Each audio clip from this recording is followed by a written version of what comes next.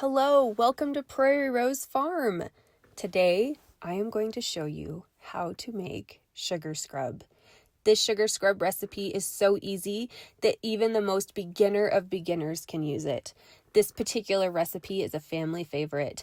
In fact, I have 2 daughters in college who are constantly calling, going, "Mom, we're out of sugar scrub, please send more." This sugar scrub is a great exfoliator as well as soothing to the senses, especially if you use a really good fragrance oil. Let's get started. Let's go over what you will need: a glass mixing bowl, as well as a rubber spatula. Remember, these 2 items are exclusively used for soap making. You will also need sweet almond oil, a good goat's milk soap base, 18 ounces of pure cane sugar, 10 to 12 wax melting trays, food grade gloves, your fragrance oil of choice, and optional for this recipe, I am going to be using orange peel. You could also use cranberry seeds. Really, it's anything that you want. This extra optional item is really more for visual interest, but depending on what you decide to use, it could also add as an extra exfoliant. You will also need a kitchen scale, one that can do grams and ounces. Let's get started. First, we are going to turn on that kitchen scale. We're going to put our glass mixing bowl on top, and we're going to tare it so that it is zeroed out.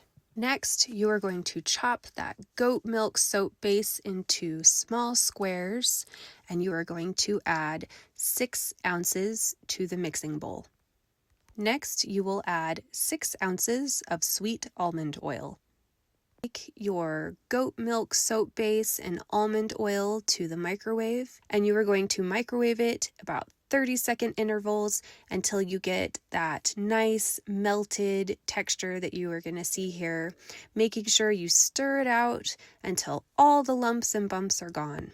After everything is nice and creamy and smooth, you are going to add 18 ounces of cane sugar.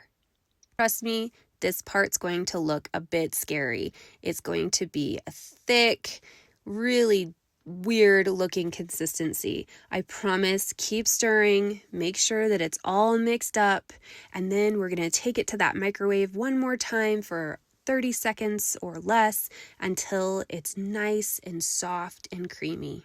You want it to be soft and creamy, but not quite to this consistency. I heated this one up a little bit too hot, and so the oils were trying to separate, but it's okay.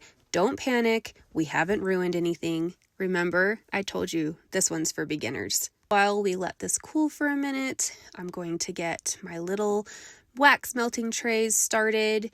I'm stirring, and do you see how that was trying to separate? That's what I'm talking about. Not really what we want. I wasn't loving this. Actually, after I poured this first one, I actually let it sit for a few minutes before I poured the next few trays. Now that it's cooled a little bit, I'm much happier with the consistency.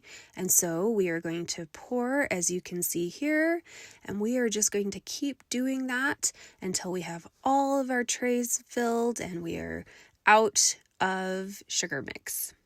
After all the trays are filled, you want to gently tap to get all the air bubbles out, and then you can simply close the lids. You're going to close them and you're going to set them aside to let them cool. I typically let them cool overnight. This particular recipe, we were able to yield 11 trays.